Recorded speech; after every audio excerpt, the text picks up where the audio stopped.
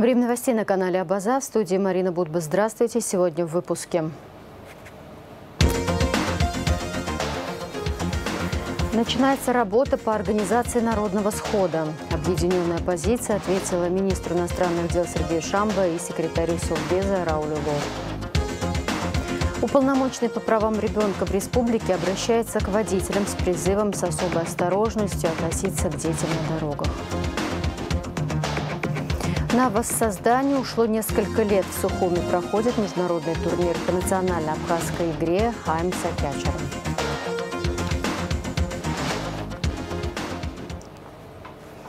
Объединенная оппозиция ответила на комментарий министра иностранных дел Сергея Шамбо и секретаря Совбеза Рауля Лолоку к протоколу встречи президента Аслана Бжани с заместителем главы администрации президента России Дмитрием Козаком. С чем не согласны представители оппозиционных сил, расскажет Марианна Котова. В Абхазии нет антироссийских настроений. Это единственный тезис из выступления министра иностранных дел Сергея Шамбо, с которым согласились представители оппозиции. По словам лидера Абхазского народного движения Адгура Ардзинба, это идет вразрез с тем, что транслирует президент, пытаясь оправдать недовольство его политикой со стороны общества. По поводу выступления Сергея Мироновича Шамбо. Он вчера сказал, что в Абхазии нет никаких антироссийских настроений. Да? То есть представителей антироссийских настроений в Абхазии нет. Он это сказал. Но это противоречит тому, что говорил президент на федеральном канале «Россия-24». Я его процитирую, мы постоянно об этом говорим, лишним не будет.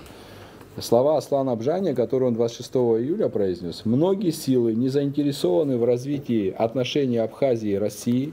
Часть этих сил находится на территории Абхазии, часть за рубежом, и она работает. Никто не отменял деструктивную деятельность иностранных спецслужб и их сообщников. Это мы испытываем на себе». То есть президент говорит о том, что в Абхазии все-таки есть определенные силы, министр иностранных дел говорит обратное. Наверное, как-то надо больше, ему с министром общаться. Также оппозиция ждала несколько иную реакцию на появившийся в соцсетях документ.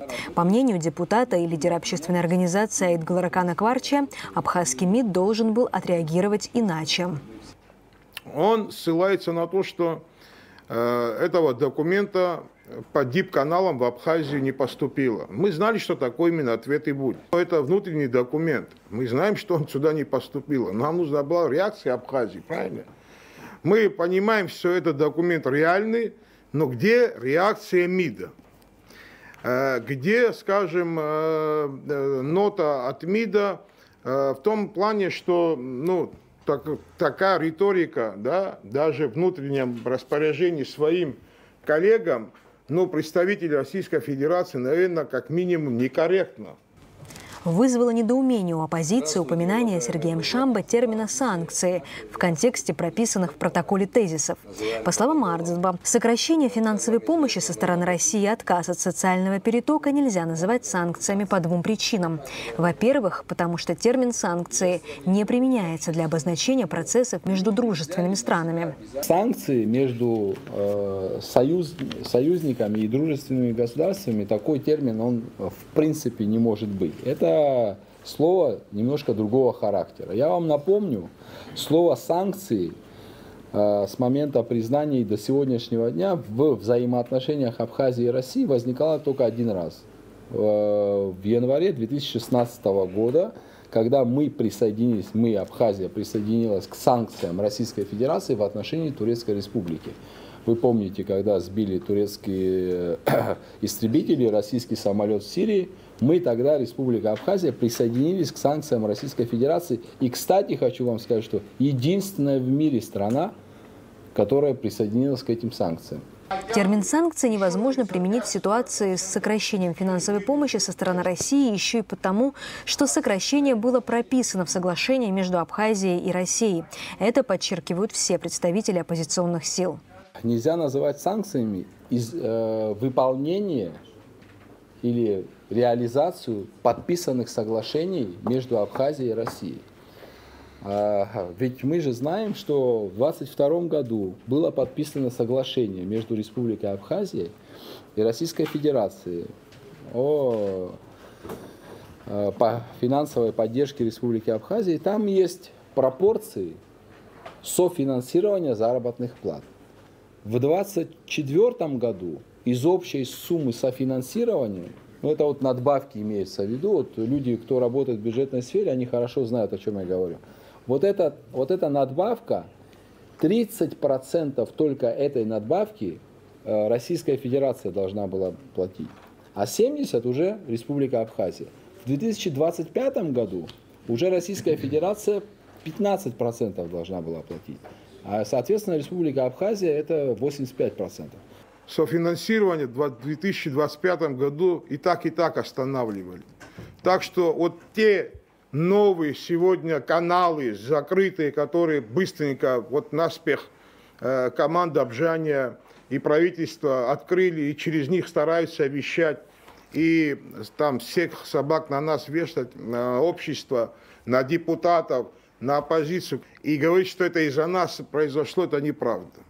По мнению оппозиции, невыполнение взятых на себя обязательств, упомянутое в так называемом протоколе казака Обжания, произошло не из-за препятствий, которые учинила исполнительной и законодательной власти оппозиция, а из-за того, что руководство страны взяло на себя априори неисполнимые обязательства. Сейчас премьер-министр, кстати, сказал правду. Абхазская сторона не выполнили пункты плана гармонизации. Ну, так называемая программа формирования общего социально-экономического пространства. Вот она передо мной. В 2020 году была подписана эта программа.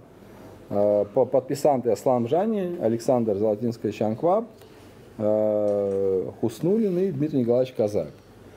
То есть этот план мероприятий, который абхазская сторона взяла на себя. Российская сторона ничего нового не придумала. Российская сторона просто говорит о том, чтобы абхазская сторона взяла и выполняла те обязательства, которые были взяты. По этому плану гармонизации я был министром еще в 2019 году, нам предлагали этот проект, это еще в 2019 году мы обсуждали. Но многие вопросы, которые здесь заложены, многие неприемлемые для нас вопросы, мы все эти вопросы оттуда исключили. Но потом произошли события, власть поменялась, и все вопросы, которые нам удалось исключить, мы просто подписать не успели. Тогда Валерий Рамшухач был премьер-министром. Власть поменялась, и все вопросы, которые вот нас беспокоили, они опять появились в этом плане гармонизации, и люди взяли и подписали. Никакая не оппозиция, не общественность, ничего. Люди взяли на себя обязательства, которые, в принципе, выполнить никто не сможет. Как рассказывает Ардзинба, те вопросы, которые сегодня стоят ребром перед властью, в свое время ему самому приходилось исключать из перечня межгосударственных, как невыполнимые в данный момент. По словам Ардзинба, это удавалось благодаря умению вести диалог и принципиальности абхазской стороны. Мы работали в правительстве. Мы отстаивали интересы Республики Абхазия. Я лично не дал подписать соглашение о признание судебных решений. И что? Кто-то остановил финансирование, мы платили заработные платы вовремя. Все было хорошо. Просто надо уметь разговаривать, надо уметь договариваться. А если постоянно обманывать, то ничего не получится. Вопрос продажи жилья россиянам также ставился перед абхазской стороной все эти годы. Но аргументы против открытия рынка недвижимости в республике всегда перевешивали. Я был министром экономики, я об этом говорил. Есть алгоритм действий. Не может в Абхазии быть открыт этот шлюз, когда уровень жизни в Абхазии в 6 с лишним раз ниже, чем в Российской Федерации. Когда у нас нет земельного кадастра, нет реестра жилья и так далее. Да, на решение всех этих вопросов необходимо будет от 5 до 10 лет. Ну, может быть, действительно и больше, да. Но мы же об этом уже говорим. На моей памяти только 12 лет только мы об этом говорим. Если мы 12 лет начали бы об этом не только говорить, а дела делать, сегодня вообще не было бы никаких проблем. Поэтому не надо делать из нас каких-то маргиналов. Ардзинба уверен, что принципиальная позиция абхазской стороны не может быть причиной ухудшения отношений между Абхазией и Россией. И приводит в пример высказывания президента Беларуси Александра Лукашенко, который критикует и российские власти, и олигархов. Надо прекратить правительству России лоббировать эти кланы, эти группы, как их называют, олигархические, в которых крупный бизнес сросся с властью и проталкивает свои вопросы, блокирует наши отношения в Союзе. Это говорит президент Беларуси Александр Лукашенко. Ну и что? Он говорит, как думает, он говорит правду. Но при этом, когда началась военная кампания, и Белоруссия, и Абхазия, и Южная Осетия единственные, кто поддержал Российскую Федерацию. Адгур Ардзан был уверен, что никаких проблем между Абхазией и Россией нет, а этот эпизод напряженности – искусственно созданная ситуация. Взаимные отношения Абхазии и России будут выстраиваться динамично. Характер этих отношений будет союзнический. Аслан Бжания – это человек, который эти отношения попытался испортить. Мы ему это сделать не позволим. Как только Абхазия избавится от этого человека, отношения с Российской Федерацией вновь наладятся, и все у нас будет прекрасно. По мнению Кана Кварча, протокол казака Бжания был обнародован не оппозицией. И это, на его взгляд, явный сигнал. Вы же понимаете, этот документ не оппозиция вытащила. Мы же не имеем такие возможности. Его же сливают, мы же все это понимаем. Депутат парламента Эрик Рштуни подчеркнул, что угрозы, упомянутые в протоколе в адрес депутатов и оппозиционеров, не смогут их напугать, так как не имеют под собой никаких оснований. Да и в отношениях с российскими коллегами он уверен и рассчитывает на их поддержку. По тем обязательствам, которые были взяты на себя исполнительной властью, здесь существует нарушение принципа вообще разделения ветвей власти. Сегодня парламент на себя никаких обязательств не брал. А те манипуляции, которые сегодня происходят, никак, на мое мнение, относительно решения того или иного вопроса, они никаким образом не повлияют. Депутаты парламента, лидеры оппозиции и все те, кто сегодня, допустим, в политическом процессе находится, никто в ущерб интересам Российской Федерации не действует. Хотелось бы также здесь остановиться относительно контактов посредством депутатов парламента Республики Абхазия со своими коллегами из Государственной Думы. У нас великолепные отношения. Мы дружим с этими людьми. Эти люди сюда приезжают. Эти люди понимают все, что происходит в Абхазии. И ценят то, что отображено сегодня в документе. Я уверен, что львиная часть из этих людей, большинство, они с этим явно что не согласны будут. Герой Абхазии, председатель комитета по защите суверенитета Леван Микаав в своем выступлении рассказал о наставлениях, которые давали его дедушка Баграт Шинкуба и первый президент Абхазии Владислав Ардзинба. Он также рассказал об эпизоде, который имел место перед признанием независимости Абхазии, когда Сергею Багапш предложили конфедерацию с Грузией. Убра Москва Даней Шука нас Айхабацарагудза Мидргалит. Орабри Асхацарагудзама конфедерация Ахцарха. Яраус Рейхи. Абри Ажила Гала. Хена Ажлари Ирылало. Ихамрхой. Далее Леван Микаав в своем выступлении ответил Сергею Шамбо, который накануне в ходе брифинга в инфоцентре заявил, что в XIX веке абхазы совершили ошибку. Микаав убежден, что абхазский народ оказывается на грани исчезновения, когда он лишается лидера, который может донести чаяние народа.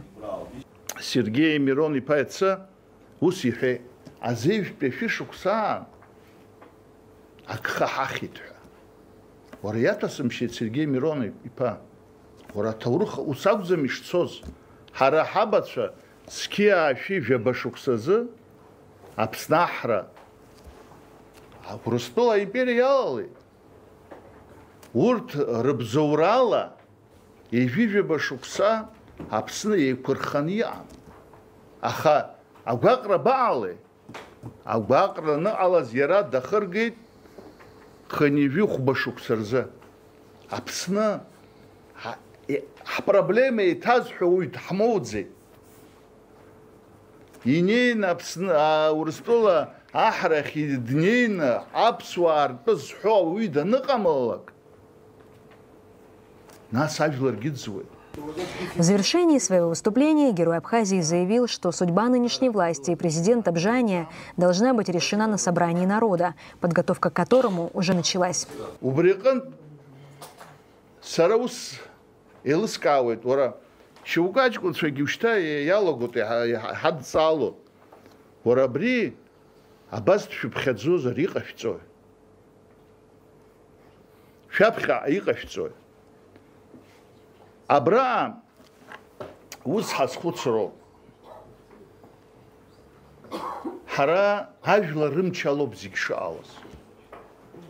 Иахьа аԥсуаа ҳаигәзырхоз ара аиҳабацәагьы шәтәоуп, ижәдыруеит, зегьы ажәлар еизаны дара рыԥсҭазаара рыӡбон.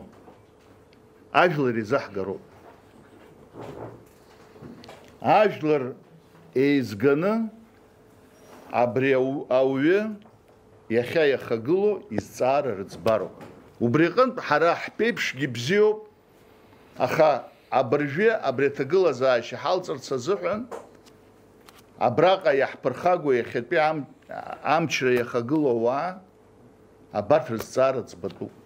Оппозиция начинает работу по организации Народного схода. Будут проводиться встречи с активом городов и сел. Цель – досрочная отставка президента Бжания. Марианна Котова, Сасрыква Агухава, Анзор Маршан, Алан Хиквискири, Абаза ТВ. Абхазская сторона будет обеспечивать принятые бюджетные обязательства по выплате заработной платы работникам социальной сферы. Несмотря на частичное приостановление российской финансовой помощи, это будет сделано в том числе и за счет сокращения других бюджетных расходов, так как социально ориентированные расходы являются защищенными для бюджетной системы. До конца года эта сумма будет равна более 700 миллионов рублей. Об этом было сказано на рабочем совещании премьер-министра Александра Анкваба с вице-премьером, министром финансов Владимиром Делба. Глава МИД Абхазии Сергей Шамба встретился с абхазским послом в России Алхасом Квицини. Они обсудили вопросы абхазо-российского сотрудничества, в том числе опубликованные в социальных сетях неподтвержденные материалы с совещания замруководителя администрации президента России Дмитрия Козака и президента Абхазии Аслана Бжани, сообщает ведомство.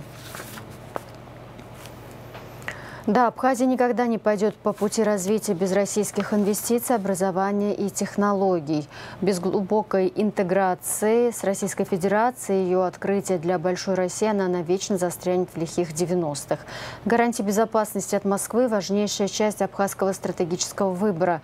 Но это одна сторона медали, а другая в том, что форсированная политика открытых дверей может укрепить недоверие к главному стратегическому партнеру. И это совсем не то, что всем нам нужно в нынешних условиях, и внутренних, и международных. Об этом пишет аналитический телеграм-канал «Донской казак».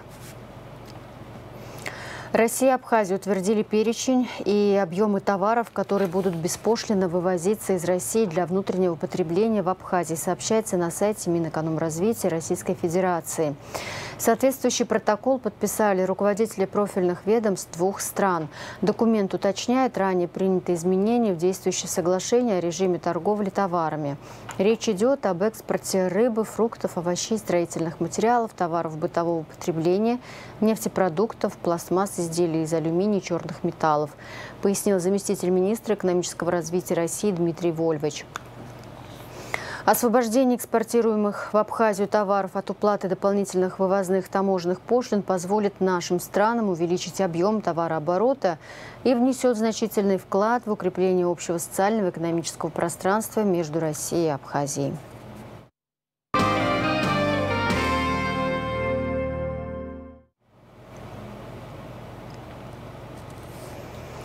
Печальная весть. Ушел из жизни общественный и политический деятель, герой Абхазии Альберт Тополян, сообщает армянская община республики.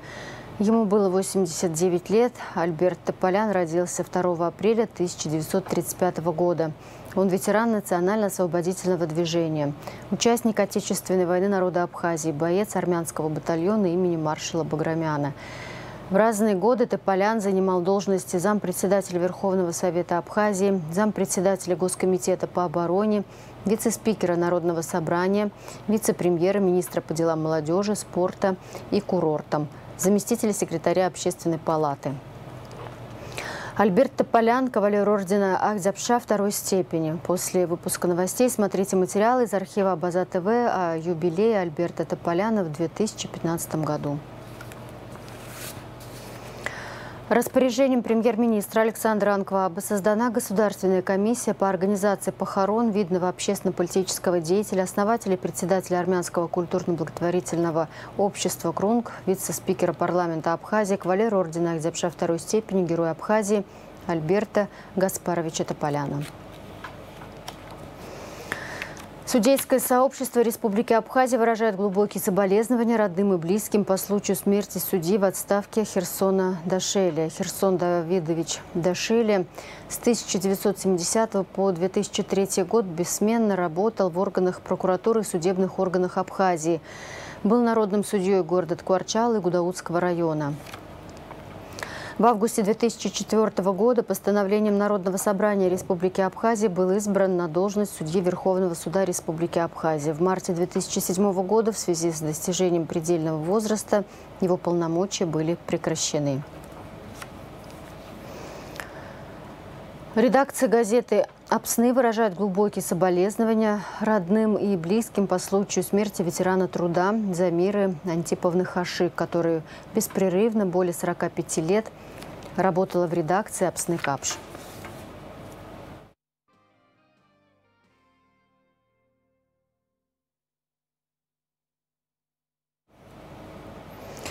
Продолжаем выпуск. Валерий Авицба утвержден в должности главы администрации Гудаутского района. В голосовании приняли участие 28 депутатов районного собрания. 27 из них высказались «за», 1 против. Валерий Авицба родился 3 ноября 1957 года в селе Ачандара. С 1978 по 2020 год работал в Ачандарской средней школе. С 1992 года был ее директором, заслуженный учитель Абхазии. В результате проверки в городе Сухум обнаружено 2 объекта по добыче криптовалют. Изъято 10 майнинг-аппаратов. Смотрите материал пресс-службы МВД Абхазии.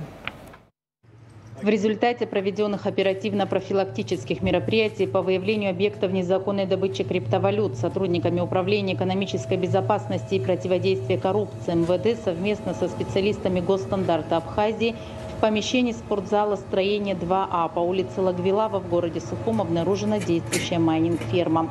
7 подключенных к энергосети аппаратов по добыче криптовалют изъяты. В отношении владельца объекта Казарян Анжелы Валерьевны составлен административный материал. Также к административной ответственности привлечен владелец 2-го объекта Сацба Анри Бесланович. Из его квартиры в доме номер 7 по улице Массив Гумиста изъято 3 аппарата по добыче криптовалюты.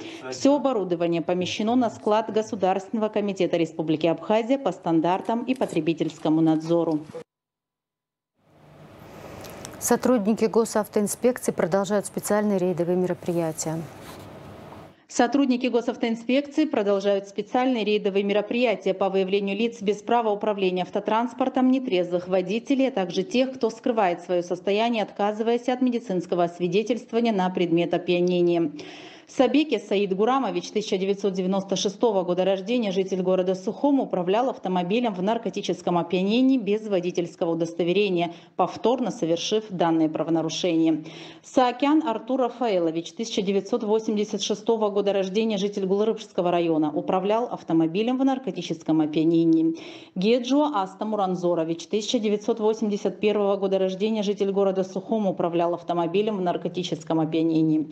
Долбая Денис Даурович, 1985 года рождения, житель Гулрыбского района, управлял автомобилем в наркотическом опьянении. Ахуба Беслан Георгиевич, 1964 года рождения, житель города Сухум, управлял автомобилем в алкогольном опьянении. Чиковани Тамаз Рамазович, 1997 года рождения, житель Чемчерского района, управлял автомобилем в алкогольном опьянении.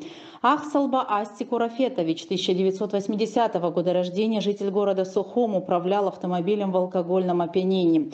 Узунян Михаил Тигранович, 1987 года рождения, житель города Гагра, управлял автомобилем в алкогольном опьянении. Хананов Ильназ Фандусович, 1995 года рождения, житель Республики Татарстан, управлял автомобилем в алкогольном опьянении. Благодарная Кристина Геннадьевна, 1981 года рождения, жительница Краснодарского края, управляла автомобилем в алкогольном опьянении. Редкозубов Владимир Петрович, 1959 года рождения, житель города Гагра, управлял автомобилем в алкогольном опьянении. Бутба Осман Омарович, 1995 года рождения, житель города Сухум, управлял автомобилем в алкогольном опьянении. Кисян Артур Акопович, 1990 года рождения, житель Гагарского района, управлял автомобилем в алкогольном опьянении. Чачхалия Тамил Тенгизович, 1985 года рождения, житель города Сухум, отказался от медосвидетельствования на предмет потребления нарковеществ. Мампория Тенгиз Валеевич, 1984 года рождения, житель города Сухум, отказался от медосвидетельствования на предмет потребления нарковеществ. Рейдовые мероприятия, направленные на выявление злостных нарушителей, проводятся каждый день по всем районам республики. В преддверии начала учебного года уполномоченный по правам ребенка в Республике Абхазия Мактина Джинжоли и Общественный совет при аппарате обращаются к водителям автомобилей с призывом с особой осторожностью относиться к детям на дорогах. Детский омбудсмен призывает все службы, связанные с транспортной безопасностью, экспертное сообщество и наше гражданское общество совместно разработать превентивный план по предотвращению аварий и более эффективному противодействию правонарушениям на дорогах. Предоставить каждому в нашем обществе возможность внести свой вклад в предотвращение дорожных аварий, содействовать гражданским инициативам в этой сфере, продвигать идеи изменения сознания участников дорожного движения в части соблюдения правил безопасности на дороге, повышения культуры вождения и взаимоуважения. С 4 по 6 сентября на стадионе «Динамо» проводится международный турнир по национальной абхазской игре АМЦ Кячера. В ходе соревнования на поле сойдутся 9 команд, включая турецкую, состоящую из потомков махаджиров. Турнир организован Всемирным абхазо-абазинским конгрессом, Госкомитетом по репатриации и Госкомитетом по делам молодежи и спорту. Открытие мероприятия посетила наша съемочная группа. Слово Нестору Инабшпа. Спортивные игры – немалая часть истории каждого народа, в которой находят воплощение настроения и культура тех, кто в них играет. И Абхазия довольно богата на такие игрища. Пусть многие из них и подзабыты, но в традициях страны содержится порядка 20 спортивных состязаний. Попытка сохранить их и привить любовь к подобным соревнованиям молодому поколению – одна из целей сегодняшнего турнира, на котором была воссоздана АМЦ Кячера. خياش وحوزر خجك يخشني أخا أبراي قلو شوما يخي ماكشو زروما يشوف زورنا زنزاتك كحمجد أري وستو حبخا ناس حقيح يخحصار حتى خوب الشامبيونات خلارت التورنيركو يشكانا شلار بجارت بتورنيركو خلارت وبرزقي حوي بشو أبرتاجكونشا يجدروا وماك تزوم أحندكار أبري أحمر أرجانا كلا يشبهرجلي فيدراسيا خدرزيوي أدور بومبا يرايوم عشكون شايس خراو روما عيل كاررمو أخا أرز أحرز خرا أسخرار تقول أجير الحوي بشو برزقي شحكار حزقي حزير يززقي شامسيلا شنيا يتبوح شحكار تقول. На воссоздание сегодняшней игры ушло несколько лет. Помимо написания правил, нужно было подстроить ее под современные стандарты, продумать требования безопасности, написать стандарты для формы, познакомить желающих с новым видом спорта. Сегодня мы находимся на стадионе «Динамо» в городе Сухум. Сегодня большой праздник, к которому мы шли 3 года. Вот проект по абхазским национальным играм, именно АМЦ Кячера, начался 3 года тому назад. Вот мы собирали команду, собирали информацию про эту игру. Была сделана очень большая работа, титанический труд вложен.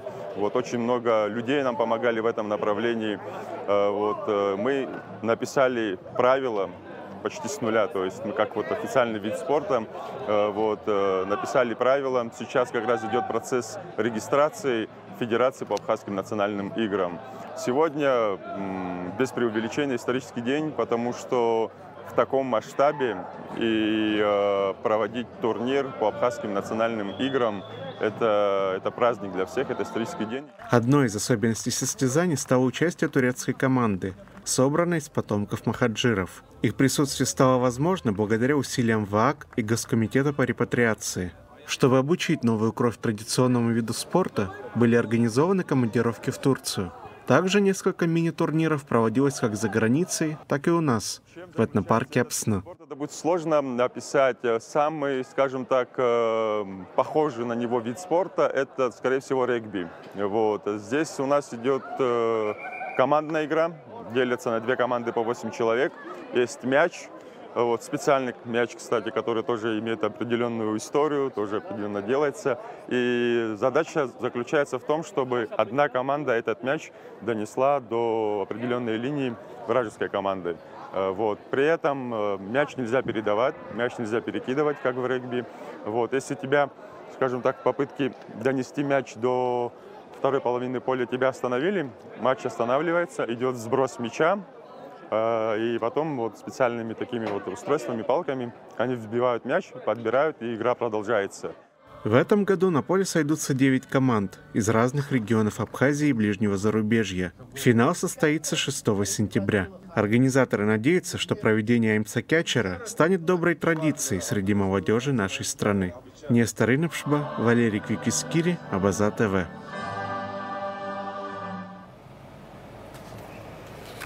Новости культуры. С 7 по 13 сентября вокально-инструментальный ансамбль «Гунда» примет участие в международном фестивале народного творчества «Золотое кольцо» в городе Москва. Художественный руководитель, народная артистка Республики Абхазия Роза Чамаго. В этом году в Абхазии планируют собрать 10-12 тысяч тонн фундука, сообщил глава Минсельхоза Беслан Джопа в интервью радио «Спутник». В среднем ежегодно в республике собирают 9-10 тысяч тонн орехов. 2021 год был особенно урожайным и принес около 14 тысяч тонн. Сейчас сбор близится к завершению. Несмотря на засушливую погоду и вредителей, качество продукции хорошее, подчеркнул министр. Специалисты Рицинского парка изучают редкие растения на склоне горы Аджара. В ходе экспедиции была преодолена высота 2600 метров над уровнем моря и пройдено 18 километров пути. Как сообщается на странице парка в Инстаграм, специалистам парка до настоящего времени не удавалось попасть в эту часть горы Аджара. Чемпионат Абхазии по футболу продолжается в прямых эфирах на Абаза ТВ. Наш канал является официальным информационным партнером Федерации футбола Абхазии.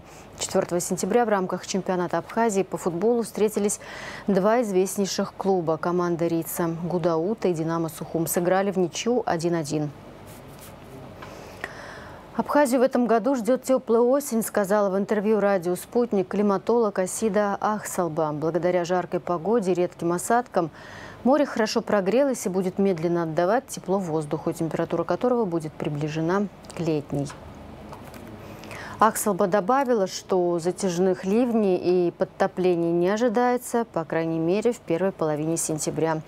А в завершении выпуска прогноз погоды.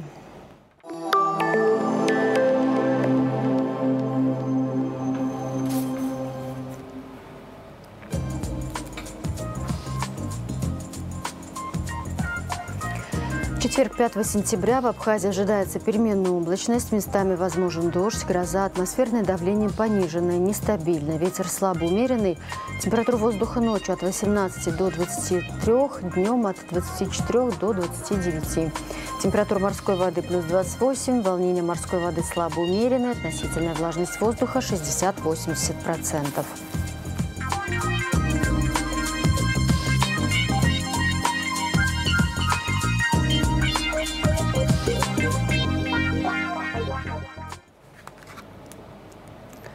На этом пока все. За развитием событий следите вместе с нами. До встречи.